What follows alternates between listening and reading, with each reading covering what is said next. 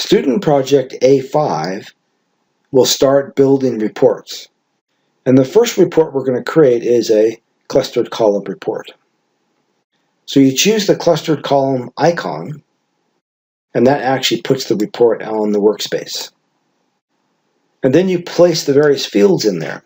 So I can drop in the country field into the access bucket, and then I can drop the gross sales into the values bucket, which will create your basic report. Now, after you create a report, you can switch the report out to other reports. Like, for example, if I were to choose a pie chart, it converts the information to a pie chart layout.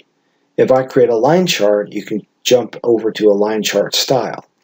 And so you can switch them back and forth to try out different layouts to see if the layout is a better fit for what you're trying to accomplish.